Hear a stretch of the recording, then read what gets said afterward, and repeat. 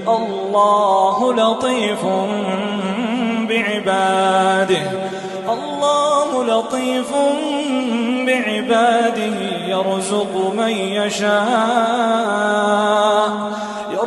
من يشاء وهو القوي العزيز.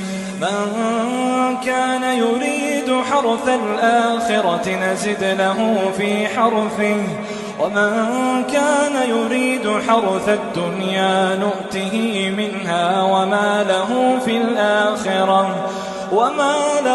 في الآخرة من نصيب.